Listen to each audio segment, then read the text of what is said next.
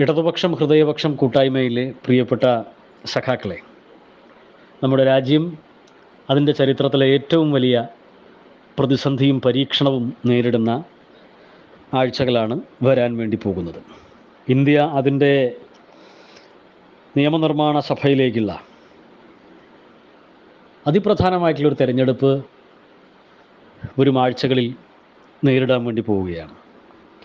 മതനിരപേക്ഷ സോഷ്യലിസ്റ്റ് മൂല്യങ്ങൾ ഉയർത്തിപ്പിടിക്കുന്ന ഇന്ത്യയുടെ ചരിത്രത്തിന് എന്നേക്കുമായിട്ടുള്ള വിരാമം സംഭവിക്കുമോ എന്ന നമ്മുടെ ആശങ്ക, ആ ആശങ്കയുടെ പ്രതലത്തിലാണ് ഈ ഒരു തെരഞ്ഞെടുപ്പ് നടക്കുന്നത്.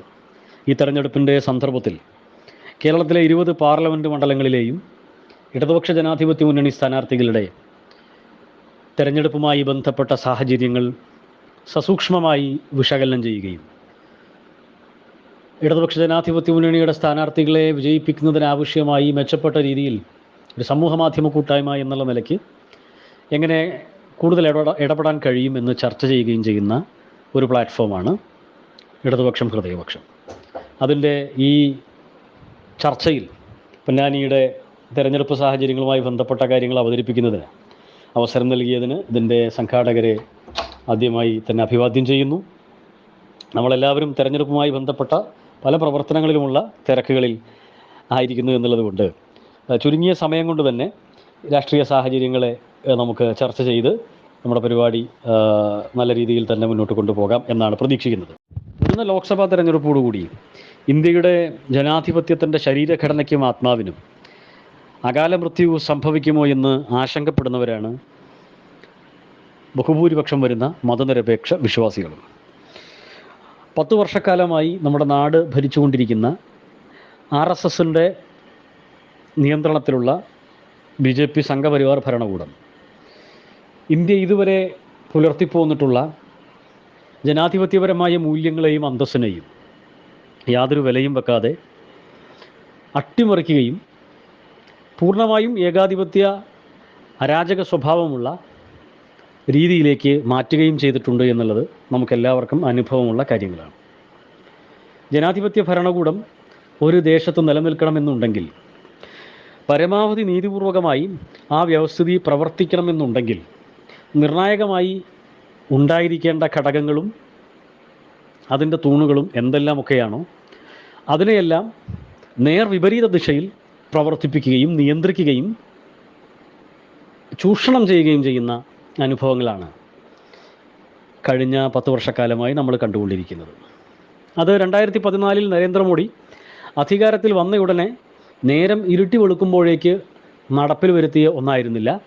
ഈ 10 വർഷക്കാലമെന്ന ചെറുതല്ലാത്ത കാലയളവിനെ അവധാനതയോടെ ഉപയോഗപ്പെടുത്തി ജുഡീഷ്യറി, മാധ്യമങ്ങൾ, എക്സിക്യൂട്ടീവ് തുടങ്ങി ജനാധിപത്യ ഭരണനിർവഹണത്തിലെ, ജനാധിപത്യ മൂല്യ സംരക്ഷണത്തിലെ സമസ്ത തൂണുകളെയും ക്രമാനുഗതമായി കൈവശപ്പെടുത്തുകയും അതിനെ തങ്ങൾക്ക് അനുകൂലമായി മാറ്റി തീർക്കുകയും ചെയ്തിട്ടുള്ള കാഴ്ചയാണ് നമ്മൾ കണ്ടുകൊണ്ടിരിക്കുന്നത്. ഇപ്പോൾ കഴിഞ്ഞ 10 വർഷക്കാലത്തെ നരേന്ദ്രമോദിയുടെ ഭരണം അതിൻ്റെ ജനവിരുദ്ധമായിട്ടുള്ള അധ്യായങ്ങൾ, ഇന്ത്യയിലെ സാധാരണക്കാരൻ്റെ ജീവിതത്തിനു മേൽ അത് ഏൽപ്പിച്ചിട്ടുള്ള ആഘാതങ്ങൾ, കേരളം പോലെ സസൂക്ഷ്മമായ രാഷ്ട്രീയ സാക്ഷരതയുള്ള നമ്മുടെ ഒരു നാട്ടിലെ ഓരോ ഇടതുപക്ഷ ബോധമുള്ള മനുഷ്യൻ്റെയും മനസ്സിൽ വളരെ കൃത്യമായി വരച്ചു കാട്ടപ്പെട്ടിട്ടുള്ള ഹൃദയഭേദകമായ ഒരു ചിത്രമാണ്.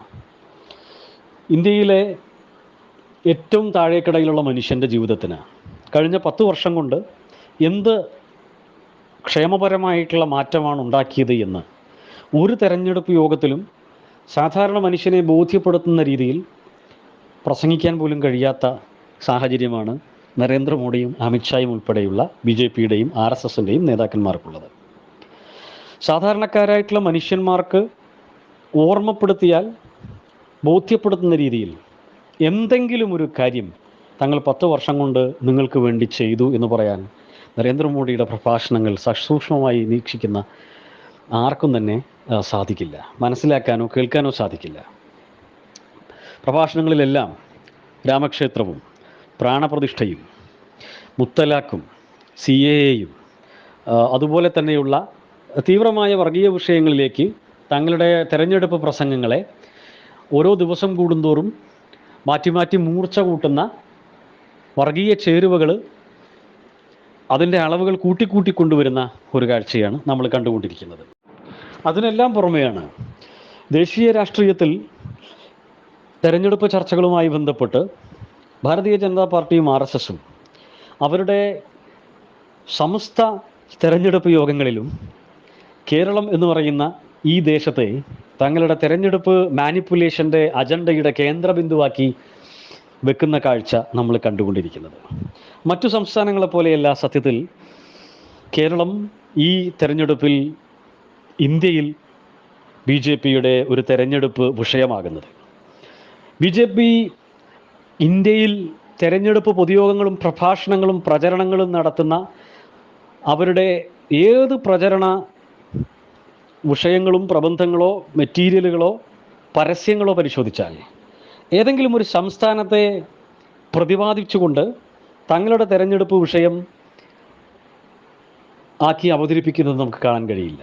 നേരെ മറിച്ച് കേരളം എന്ന് പറയുന്ന സംസ്ഥാനത്തെ ഇന്ത്യയിലെ ബാക്കി മുഴുവൻ സംസ്ഥാനങ്ങളിൽ നിന്നും വ്യത്യസ്തമായി കേരളം എന്ന് പറയുന്ന ഒരു ദേശത്തെ കേരളത്തിന് പുറത്ത് എല്ലാ സംസ്ഥാനങ്ങളിലും BJP തങ്ങളുടെ വർഗീയ രാഷ്ട്രീയ പ്രചരണത്തിന് വേണ്ടി പച്ച നുണകൾ പറഞ്ഞ് ദുരുപയോഗപ്പെടുത്തുന്ന കാഴ്ചകൾ നമ്മൾ ഓരോ ദിവസവും കണ്ടുകൊണ്ടിരിക്കുകയാണ്.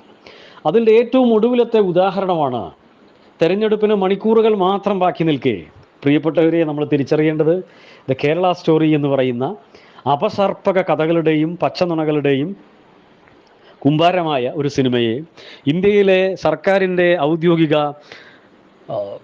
പ്രചരണ ചാനലായിട്ടുള്ള ദൂരദർശനിൽ കേരള സ്റ്റോറി പ്രദർശിപ്പിക്കാൻ പോകുന്നു എന്ന വാർത്ത നമ്മൾ കേൾക്കുന്നത്.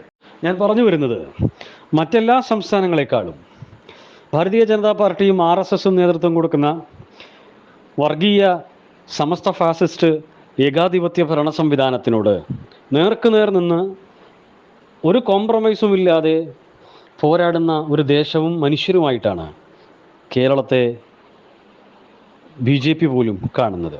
അതുകൊണ്ട് തന്നെ മനുഷ്യൻ്റെ അടിസ്ഥാനപരമായിട്ടുള്ള വിഷയങ്ങളെ യാതൊരു കലർപ്പും കാപട്യവും ഇല്ലാതെ അവതരിപ്പിക്കുന്ന മനുഷ്യർ സാധാരണക്കാരായിട്ടുള്ള മനുഷ്യൻ്റെ മുന്നിൽ വർഗീയതയുടെയും മതാന്തതയുടെയും വെറുപ്പിൻ്റെയും വിഭജനങ്ങളുടെയും ക്രൂരമായ സമവാക്യങ്ങൾ അവതരിപ്പിച്ച് അവരെ ഭിന്നിപ്പിക്കാൻ വേണ്ടി ഇന്ത്യയിലെ മറ്റെല്ലാ സ്ഥലങ്ങളിലും പ്രാദേശിക സാഹചര്യങ്ങൾക്കനുസരിച്ചുള്ള വർഗീയ വിഭജന ആശയങ്ങളുമായി മുന്നോട്ട് പോയി ഒരു പരിധിവരെ അതിൽ വിജയം കണ്ട ഭാരതീയ ജനതാ പാർട്ടി പക്ഷേ RSSനും പക്ഷേ കേരളം എന്ന് പറയുന്ന ഈ ദേശത്ത് അവരുടെ വിഭജനത്തിൻ്റെ ശ്രമങ്ങളെല്ലാം തന്നെ മുളയിലേ നുള്ളിക്കളയുകയും അതിനെ 10 മടങ്ങ് അതിനേക്കാൾ പല ഇരട്ടി ശക്തിയോടുകൂടി അതിനെ തള്ളിക്കളയുകയും ഭാവിയിൽ പോലും വിലക്ക് വാങ്ങിയിട്ടെങ്കിലും നിയമസഭാ പ്രാതിനിധ്യം MLA-മാരെ പണം കൊടുത്തു വാങ്ങാൻ പോലും കഴിയാത്ത ഒരു ദേശമാണ് ഈ ദേശം എന്ന് ബോധ്യപ്പെടുകയും ചെയ്തതിൻ്റെ അടിസ്ഥാനത്തിൽ കേരളത്തെ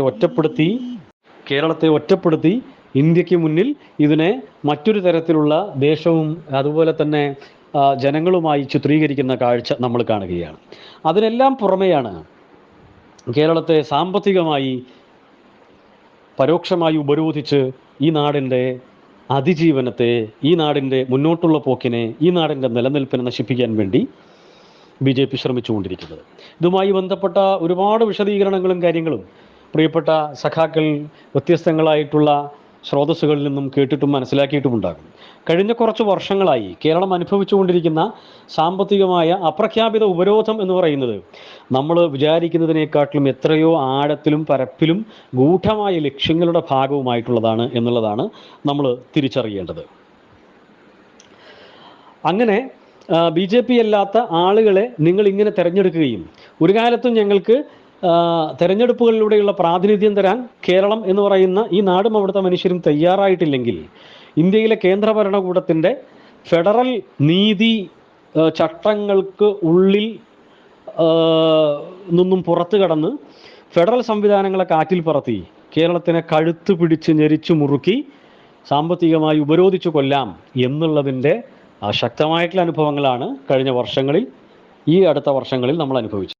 ഈ വരുന്ന പാർലമെന്റ് തെരഞ്ഞെടുപ്പിൽ ഈ വിഷയം കേരളത്തെ ഒറ്റപ്പെടുത്തിയ സന്ദർഭത്തിൽ സാമ്പത്തികമായും ആശയപരമായും അല്ലാതെയുമെല്ലാം കേരളത്തെ ഒറ്റപ്പെടുത്തി ആക്രമിച്ച, ഉപരോധിച്ച, പരോക്ഷമായി ഉപരോധിച്ച, സാമ്പത്തിക ഉപരോധം ഏർപ്പെടുത്തിയ ഈ വിഷയങ്ങളോട് കേരളത്തിൽ നിന്നും കേരളത്തിൻ്റെ പ്രാതിനിധ്യം കഴിഞ്ഞ തെരഞ്ഞെടുപ്പിലൂടെ ഏറ്റുവാങ്ങിപ്പോയ 90% റെപ്രസെൻറ്റേഷൻ ലോക്സഭയിലുള്ള UDF, അതിലെ 18 MP എന്തു ചെയ്തു എന്നുള്ള ചോദ്യമാണ് ഗൗരവതരമായി നമ്മൾ ഉയർത്തേണ്ടത്. അവിടെ സാമ്പത്തിക ഉപരോധം അതിൻ്റെ വിശദാംശങ്ങളിലേക്കൊന്നും തൽക്കാലം ഇപ്പോൾ കടക്കുന്നില്ല. നിലവിലത് സുപ്രീം കോടതിയിൽ അതിശക്തമായിട്ടുള്ള കേരളത്തിൻ്റെ വാദഗതികളെ സുപ്രീം കോടതിയുടെ ഒരു ഡിവിഷൻ ബെഞ്ചിന് തീരുമാനിക്കാൻ കഴിയാതെ അവരത് ഭരണഘടനാ ബെഞ്ചിന് വിട്ടുകൊണ്ട് കേരളത്തിൻ്റെ ആവശ്യം പരിഗണിക്കേണ്ട ഒന്നാണ് എന്നുള്ള തിരിച്ചറിവിൻ്റെ ബോധ്യത്തിൽ അവിടെ നിയമവ്യവഹാരമായി നടന്നുകൊണ്ടിരിക്കുകയാണ്. അപ്പോൾ അത് കേരളത്തിൻ്റെ ഭാഗത്ത് നിന്ന് കൃത്യമായ, കേരളത്തിൻ്റെയും കേരള സർക്കാരിൻ്റെയും ഭാഗത്ത് കൃത്യമായിട്ടുള്ള ന്യായങ്ങളുണ്ട് എന്നുള്ള ബോധ്യത്തിൻ്റെ അടിസ്ഥാനത്തിലാണ് തങ്ങൾ ഇടപെടാനും വിധി കൽപ്പിക്കാനും വേണ്ടി പോകുന്നത് ഫെഡറൽ സംവിധാനങ്ങളിലെ ഭരണഘടനയുമായി ബന്ധപ്പെട്ട വിഷയങ്ങളിലേക്കായിരിക്കും എന്ന കൃത്യമായിട്ടുള്ള തോന്നലിൻ്റെ കൂടി അടിസ്ഥാനത്തിലാണ് സുപ്രീം കോടതി അത് ഭരണഘടനാ ബെഞ്ചിന് വിട്ടിട്ടുള്ളത്. അപ്പോൾ നമ്മൾ ഡൽഹിയിൽ സമരം നടത്തി, തെരുവുകളിൽ സമരം നടത്തി, കേരളത്തിൻ്റെ വിവിധങ്ങളായിട്ടുള്ള ജനകീയ സമരമുഖങ്ങൾ നടത്തി, ജനങ്ങളുമായി ഈ വിഷയം സംവദിച്ചു. ശേഷം കേരളത്തിൻ്റെ സർക്കാർ, പിണറായി വിജയൻ സഖാവിൻ്റെ നേതൃത്വത്തിലുള്ള സർക്കാർ ഒന്നടങ്കം ഡൽഹിയിൽ പോയി സമരം ചെയ്തു. അതിനുശേഷം നമ്മൾ ഇന്ത്യയിൽ ഇത്തരത്തിലുള്ള ഫെഡറൽ വിവേചനത്തിനെതിരായി ശക്തമായ ഒരു തീരുമാനമുണ്ടാകുന്നതിന് സുപ്രീം കോടതിയെ സമീപിക്കുകയും ചെയ്തു എന്നുള്ളതാണ് നമ്മുടെ മുമ്പിലുള്ള ഇന്നത്തെ ലോക്സഭാ തെരഞ്ഞെടുപ്പിനോട് അടുക്കുമ്പോഴുള്ള നമ്മുടെ സാഹചര്യം.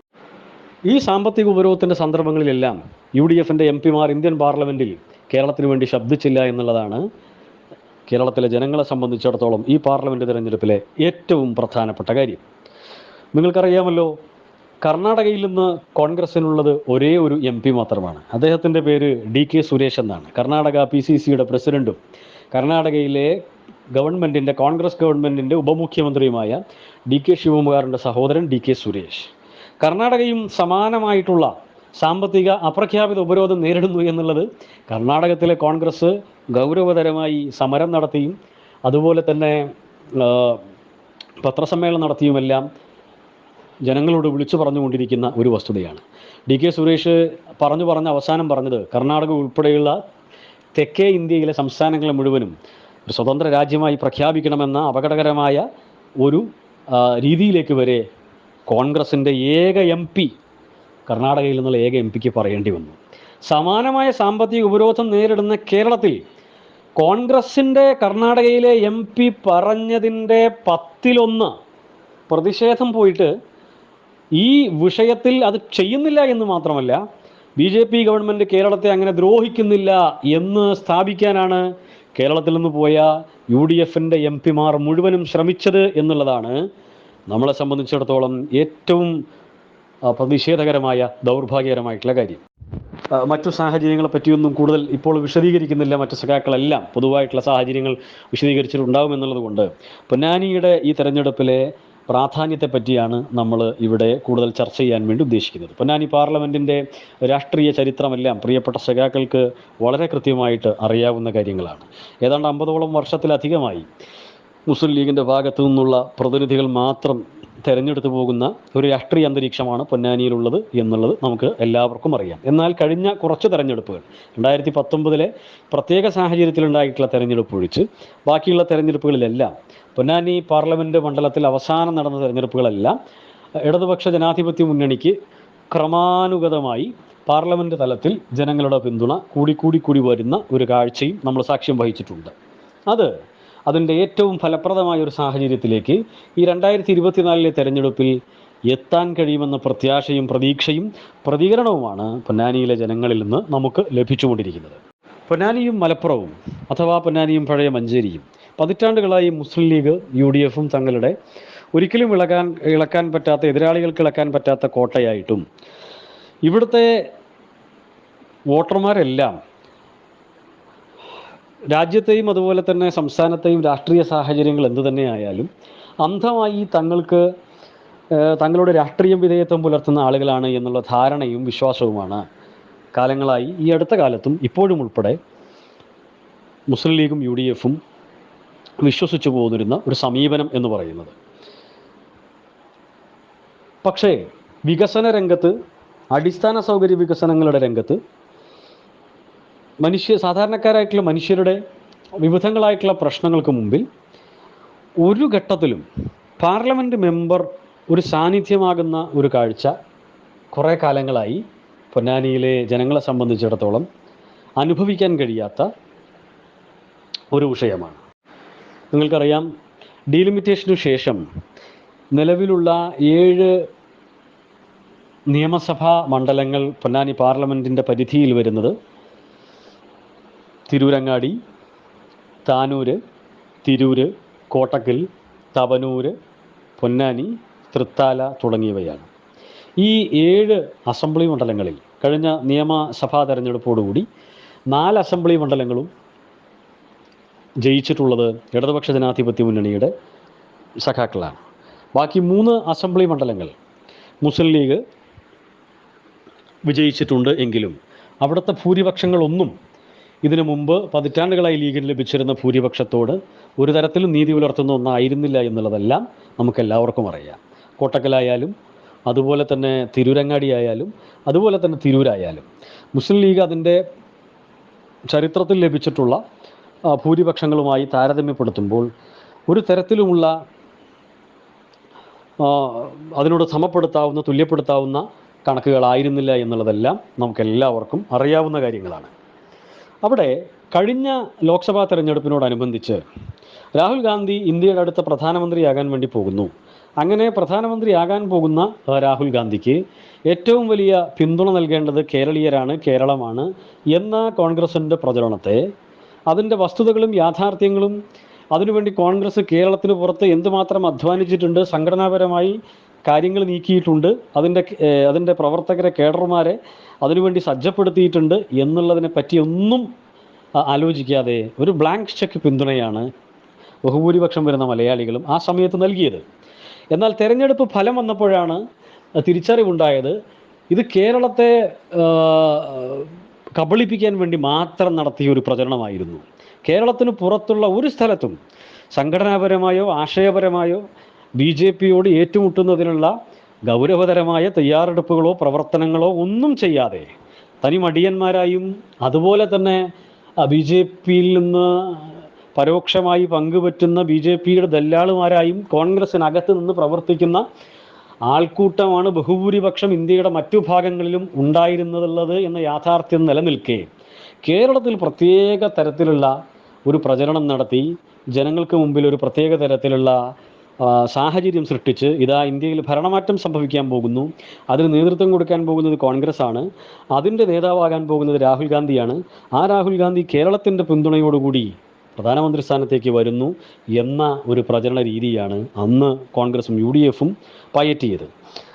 അതിൽ മത്സരിക്കുന്നത് മലബാറിലായതുകൊണ്ടും പൊന്നാനി പോലൊരു പാർലമെൻറ്റ് മണ്ഡലത്തോട് ചേർന്ന് അടുത്ത് തന്നെ നിൽക്കുന്ന അധികം ദൂരമില്ലാത്തൊരു മണ്ഡലം ആയതുകൊണ്ടും തന്നെ അതിൻ്റെ എല്ലാം അത് പ്രഭാവം പൊന്നാനി ഉൾപ്പെടെയുള്ള പാർലമെൻറ്റ് മണ്ഡലങ്ങളിൽ ഉണ്ടായി എന്നുള്ളത് നമുക്കറിയാം. എനിക്ക് ഓർമ്മയുണ്ട്, ഇന്നും ഓർമ്മയുണ്ട്, എന്തായിരുന്നു E.T. മുഹമ്മദ് ബഷീർ അന്ന് 2019 ഇവിടെ മത്സരിക്കാൻ വരുമ്പോൾ ഉണ്ടായിരുന്ന സാഹചര്യം എന്നുള്ളത് നമുക്കെല്ലാവർക്കും ഓർമ്മയുണ്ട്. പൊന്നാനിയിലെ കോൺഗ്രസ് പ്രവർത്തകർ, സാധാരണ ജനങ്ങൾ മാത്രമല്ല പൊന്നാനിയിലെ കോൺഗ്രസ്സുകാർ പോലും E.T. മുഹമ്മദ് ബഷീറിനെ ഇവിടെ വീണ്ടും മത്സരിപ്പിക്കാൻ വേണ്ടി കൊണ്ടുവരരുത് എന്ന് മുറവിളി കൂട്ടുകയും ആവശ്യപ്പെടുകയും ചെയ്തിട്ടുള്ളത് ഇവിടെ വാർത്തകളായി വന്നതാണ്. ഞാനന്ന് കോൺഗ്രസിൻ്റെ ഭാഗമായി പ്രവർത്തിക്കുന്ന സന്ദർഭത്തിൽ പൊന്നാനി പാർലമെൻറ്റിലെ യൂത്ത് കോൺഗ്രസിൻ്റെ പാർലമെൻറ്റ് സമ്മേളനം വിളിച്ച് ആ പാർലമെൻറ്റിലെ യൂത്ത് കോൺഗ്രസ്സുകാരെല്ലാം കൂടി ചേർന്ന് E.T. മുഹമ്മദ് ബഷീറിനെ പൊന്നാനിയിലേക്ക് കൊണ്ടുവരാൻ പാടില്ല, ഇവിടെ മത്സരിപ്പിക്കാൻ പാടില്ല, ഇവിടുത്തെ ജനങ്ങളുമായി ഒരു തരത്തിലുമുള്ള ബന്ധവും പുലർത്താത്ത ഒരു MP ഇവിടെ മത്സരിപ്പിക്കാൻ പാടില്ല എന്നും പറഞ്ഞ് പാർലമെൻറ്റ് യൂത്ത് കോൺഗ്രസ് കമ്മിറ്റി പ്രമേയം പാസ്സാക്കിയത് അന്ന് ചാനലുകളിലും അതുപോലെ തന്നെ പത്രങ്ങളിലും വാർത്തയായത് നമുക്ക് ഓരോരുത്തർക്കും ഓർമ്മയുണ്ടാകും. എന്നിട്ട് അന്നത്തെ യൂത്ത് കോൺഗ്രസിൻ്റെ സംസ്ഥാന കമ്മിറ്റി ഇടപെട്ട് പ്രമേയം പാസ്സാക്കിയ ആളുകളെ സസ്പെൻഡ് ചെയ്തുകൊണ്ട് ആണ് അന്ന് UDFിനകത്തുള്ള പടലപ്പിണക്കങ്ങൾ ശമിപ്പിച്ചത് എന്നുള്ളത് പ്രിയപ്പെട്ടവരെ നിങ്ങൾ ഓർക്കുന്നുണ്ടാകും. അഥവാ MP എന്നുള്ള രീതിയിൽ 2019 തന്നെ E.T. മുഹമ്മദ് ബഷീറിനെ ഇവിടെ പാടില്ല, ഇനി മത്സരിപ്പിക്കരുത് എന്ന് കോൺഗ്രസ് തന്നെ ആവശ്യപ്പെട്ടിരുന്നു എന്നുള്ളത് നമുക്കറിയാം. അന്ന് ഈ പറഞ്ഞതുപോലെയുള്ള 2019 സംഭവിച്ച രാഹുൽ ഗാന്ധിയുമായി ബന്ധപ്പെട്ട് നടത്തിയ പ്രചരണത്തിൻ്റെ പശ്ചാത്തലത്തിലാണ് ആ തെരഞ്ഞെടുപ്പ് ഫലം ആ രീതിയിൽ ഉണ്ടായത് എന്നുള്ളത് നമ്മുടെ തിരിച്ചറിവാണ്. ഇന്ന് അത്തരത്തിലുള്ളൊരു സാഹചര്യമില്ല. കേരളത്തെ സംബന്ധിച്ചിടത്തോളം തികഞ്ഞ ബോധ്യമുണ്ട് കോൺഗ്രസിന് സംഘടനാപരമായിട്ടുള്ള തയ്യാറെടുപ്പുകളില്ല.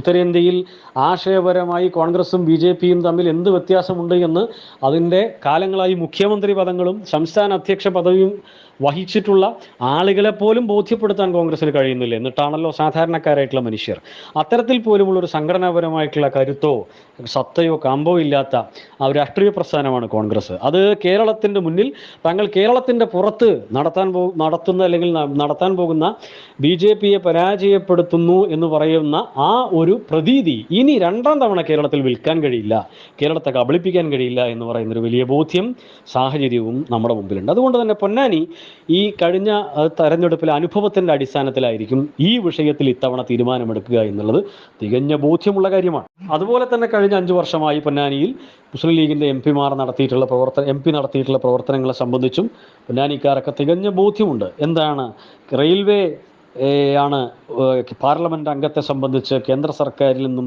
കൃത്യമായിട്ടുള്ള ഇടപെടലുകൾ നടത്തി, ഗൗരവതരമായ ഇടപെടലുകൾ നടത്തി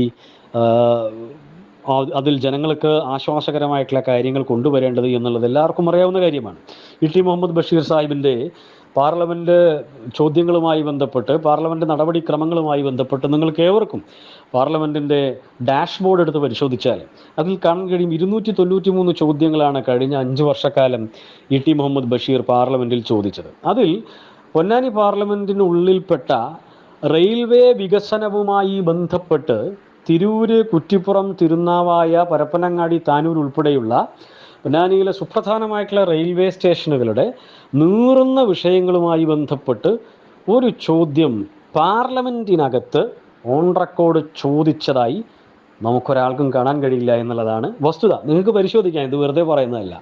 ലോക്സഭാ എം പിമാരുടെ ചോദ്യങ്ങളുമായി ബന്ധപ്പെട്ടുള്ള മുഴുവൻ റെക്കോർഡുകളും ലോക്സഭാ വെബ്സൈറ്റിൽ ലഭ്യമാണ്. 293ഓളം ചോദ്യങ്ങളാണ് ടി മുഹമ്മദ് ബഷീർ പാർലമെൻറ്റിൽ ചോദിച്ചത്. അതിൽ 2 ചോദ്യങ്ങളാണ് റെയിൽവേയുമായി ബന്ധപ്പെട്ട് അദ്ദേഹം ചോദിച്ചത്. ആ 2 ചോദ്യങ്ങളിൽ ഒന്ന് റെയിൽവേയിലെ തൊഴിൽ സംവരണവുമായി ബന്ധപ്പെട്ടും, രണ്ടാമത്തെ ചോദ്യം റെയിൽവേ സ്റ്റേഷനിൽ കുട്ടികൾക്കുണ്ടാക്കുന്ന ഷെൽട്ടറുമായി ബന്ധപ്പെട്ട ചോദ്യങ്ങളല്ലാതെ പ്രാദേശികമായി തിരൂര് റെയിൽവേ സ്റ്റേഷനുമായി ബന്ധപ്പെട്ട്, കുറ്റിപ്പുറം റെയിൽവേ സ്റ്റേഷനുമായി ബന്ധപ്പെട്ട അടിസ്ഥാന സൗകര്യങ്ങളുമായുള്ള വിഷയങ്ങളിൽ ഒന്നും തന്നെ ഒരു ചോദ്യം ചോദിച്ചിട്ടില്ല. എന്ന് മാത്രമല്ല, കാലങ്ങളായി തിരൂര്, തിരുനാവായ, പൊന്നാനി, തവനൂർ തുടങ്ങിയ വെളിയങ്കോട് തുടങ്ങിയ മേഖലകളിലെ സാധാരണക്കാരായിട്ടുള്ള മനുഷ്യരുടെ ആശങ്കയും അതുപോലെ തന്നെ മറ്റൊരർത്ഥത്തിൽ പ്രതീക്ഷയുമായിട്ടുള്ള തിരുനാവായ ഗുരുവായൂർ റെയിൽപാതയുമായി ബന്ധപ്പെട്ട ഒരിടപെടലും പോസിറ്റീവായോ നെഗറ്റീവായോ നടത്തിയിട്ടില്ല എന്നുള്ളതും ഈ ചോദ്യങ്ങൾ പരിശോധിച്ചാൽ മനസ്സിലാവും.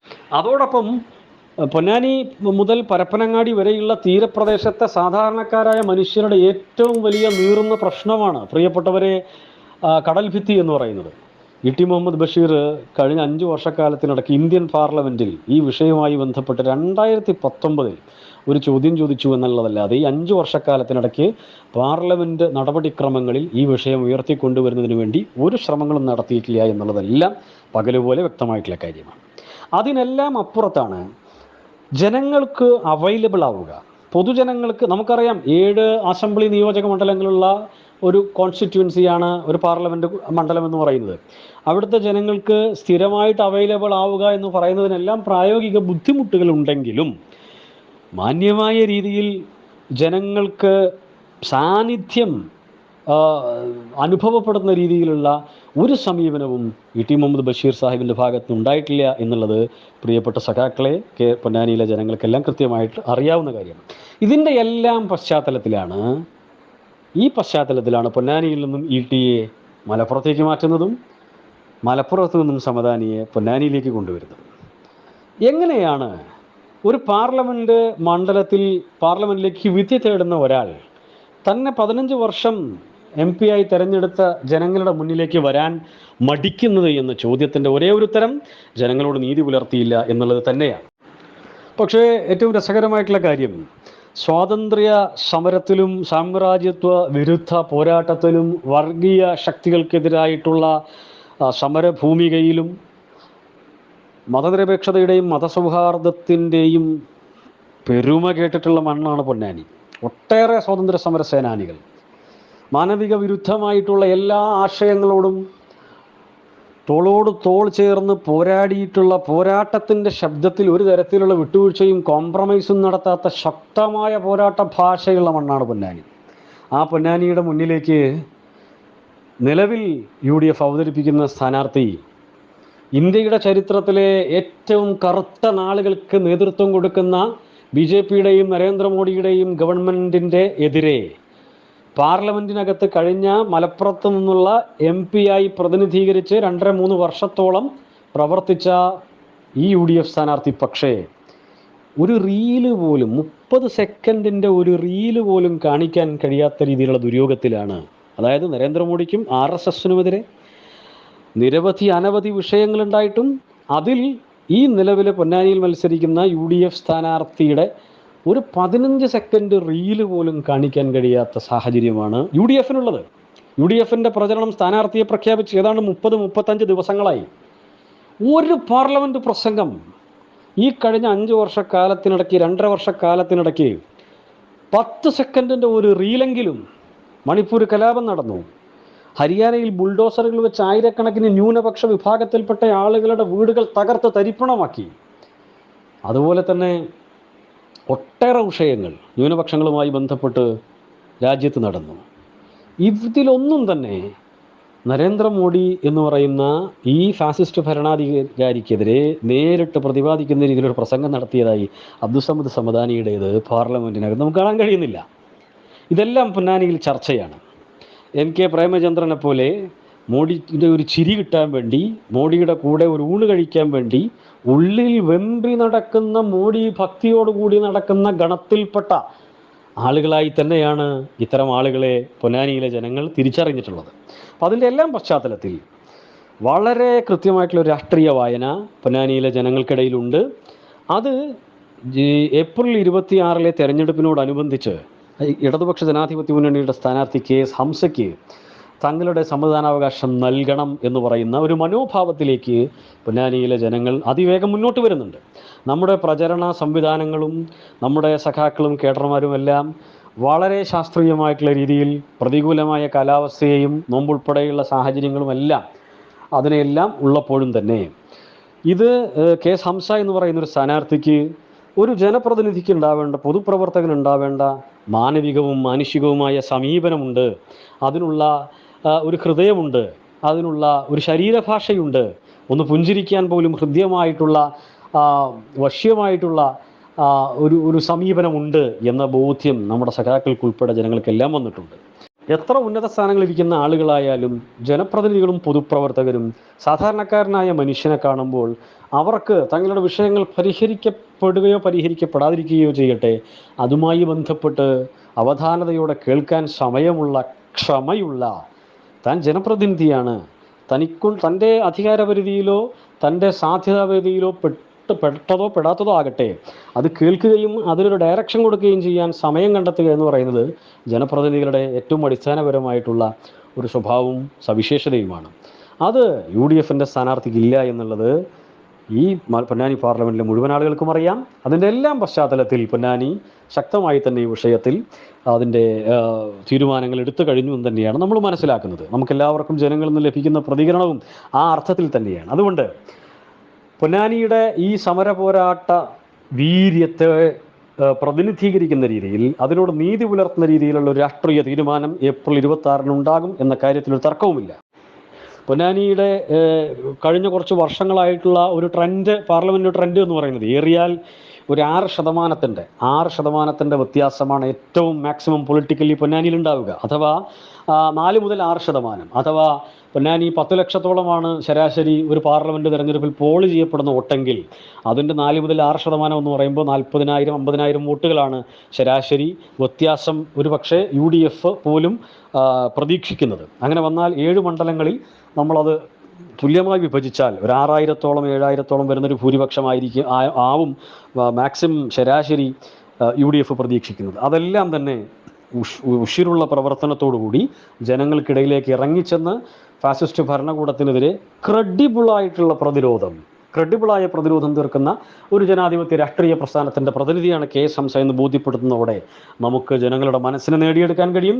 ഞാൻ കൂടുതൽ ദീർഘിപ്പിക്കുന്നില്ല. ഇടതുപക്ഷം, ഹൃദയപക്ഷം കൂട്ടായ്മയിലെ, സമൂഹ മാധ്യമ കൂട്ടായ്മയിലെ മുഴുവൻ സഖാക്കളും, പൊന്നാനിയുമായി ബന്ധപ്പെട്ട് പ്രവർത്തിക്കുന്ന സഖാക്കളും പ്രവാസികളും എല്ലാം തന്നെ പൊന്നാനിയിലെ മുഴുവൻ വോട്ടർമാരുടെ അടുക്കലേക്കും നമ്മുടെ സന്ദേശം വളരെ കൃത്യമായി എത്തിക്കുകയും അവരുടെ വിരൽത്തുമ്പിലെ മഷിക്കറ ഇടതുപക്ഷ ജനാധിപത്യ മുന്നണിയുടെ പ്രതിനിധിയെ ഇന്ത്യൻ പാർലമെൻറ്റിലേക്ക്, പൊന്നാനിയിലേക്ക് പറഞ്ഞയക്കുന്ന ഒരു മാനസികാവസ്ഥയിലേക്ക് അവരുടെ രാഷ്ട്രീയ ബോധത്തെ ദിശപ്പെടുത്താനും സാധിക്കട്ടെ എന്ന് മാത്രം പറഞ്ഞുകൊണ്ട് എല്ലാവിധ അഭിവാദ്യങ്ങളും നേർന്നുകൊണ്ട് തെരഞ്ഞെടുപ്പ് പ്രവർത്തനങ്ങളിൽ കഴിയാവുന്ന രീതിയിലെല്ലാം എല്ലാവരും സജീവമാവുക എന്ന് അഭ്യർത്ഥിച്ചുകൊണ്ട് അവസാനിപ്പിക്കുന്നു. പ്രിയപ്പെട്ട സഖാക്കളെ, അഭിവാദ്യങ്ങൾ.